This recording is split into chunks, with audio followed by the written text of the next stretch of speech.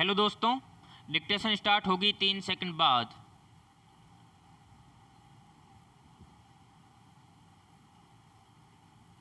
Start.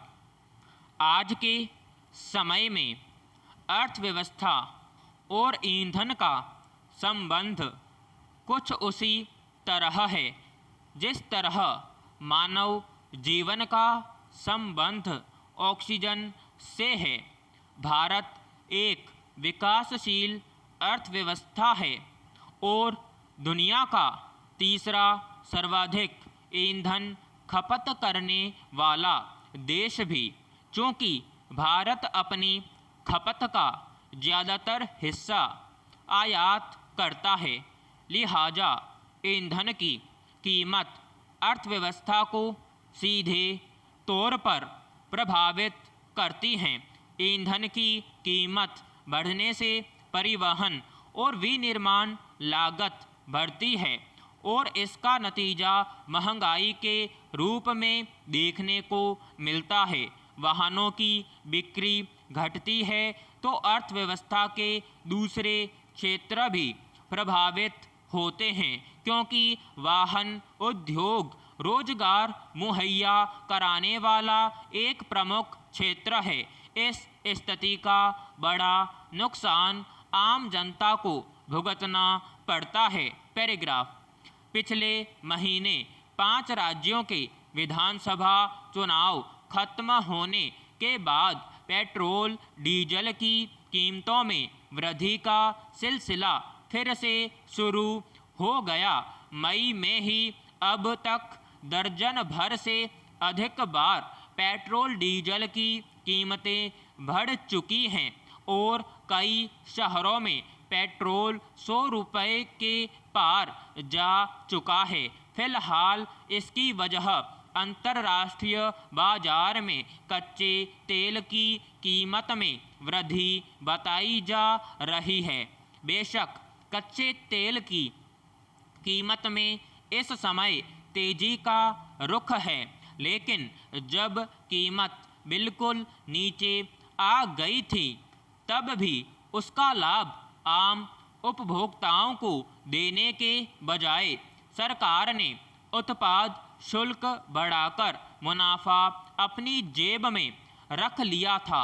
अब कच्चे तेल की कीमत बढ़ने पर भी सरकार उत्पाद शुल्क घटाने को तैयार नहीं है, जबकि चालू वित्त वर्ष के शुरुआत में यदि सरकार उत्पाद शुल्क 8.5 रुपये प्रति लीटर घटा देती तो भी 2021-22 के 3,20,000 करोड़ रुपए के बजट अनुमान का लक्ष्य पूरा हो जाता। उत्पाद शुल्क की मौजूदा दर से सरकार को 4,35,000 करोड़ रुपए की कमाई हो सकती है। पैराग्राफ।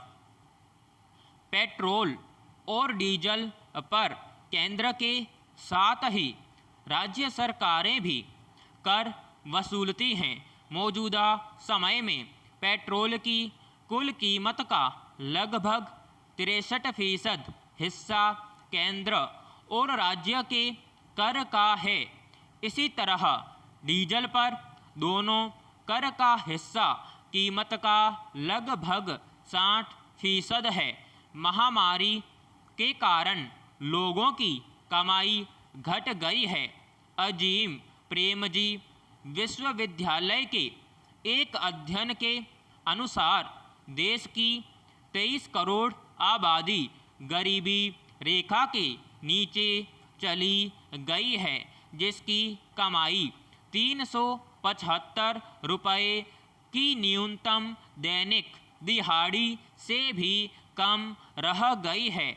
ऐसे में पेट्रोल डीजल की ऊंची कीमतें लोगों की जेब के साथ उनके दिल भी जला रही हैं। महंगे होते ईंधन से जो हालात बन रहे हैं वे अर्थव्यवस्था को किसी भी हाल में ऊंचाई पर ले जाने वाले नहीं हैं। पैराग्राफ। अंतर्राष्ट्रीय बाजार में कच्चे तेल की कीमत लगातार बढ़ रही है। दुनिया के प्रमुख तेल आयातक देशों में कोरोना का टीका आ जाने और टीकाकरण शुरू हो जाने से आर्थिक गतिविधियां बढ़ी हैं। इससे मांग निकलने का सिलसिला बनना शुरू हुआ है। दूसरी ओर सऊदी अरब ने अमेरिका और एशिया के लिए कच्चे तेल की कीमत बढ़ा दी है। ओपेक देशों ने अभी बाजार में तेजी के मकसद से तेल का उत्पादन थाम रखा है। इसके अलावा ईरान पर से अमेरिकी प्रतिबंध उठाए जाने को लेकर अनिश्चितता बनी हुई है। इन सब कारणों से कच्चे तेल की कीमत में तेजी का रुख है और इसके आगे भी बने रहने का अनुमान है। पैराग्राफ। कच्चे तेल की कीमत यदि मांग के कारण बढ़ती है तो इसे अर्थव्यवस्था के लिए बुरा नहीं माना जाता, लेकिन कीमत में वृद्धि यदि आपूर्ति की बाधाओं के कारण होती है तो यह अर्थव्यवस्था के लिए अच्छा नहीं माना जाता है। फिलहाल कच्चे तेल की कीमत बढ़ने के पीछे दोनों ही कारण हैं और भारतीय अर्थव्यवस्था के लिए यह स्थिति अच्छी नहीं है। कच्चे तेल की कीमत बढ़ने से आयात बिल बढ़ता है और इससे राजकोषीय घाटा और चालू खाता घाटा बढ़ता है। भारत कच्चे तेल की अपनी ज़रूरत के लिए चूँकि ज़्यादातर आयात पर निर्भर है, लिहाजा कीमत में मामूली वृद्धि भी खजाने पर बड़ा असर डालती है। पैराग्राफ। भारत एक विकासशील अर्थव्यवस्था है, साथ ही अमेरिका और चीन के बाद दुनिया का तीसरा सबसे अधिक ईंधन खपत करने वाला देश भी है, लेकिन यहाँ ईंधन के स्रोत नहीं हैं। खपत का लगभग 86% हिस्सा आयात होता है।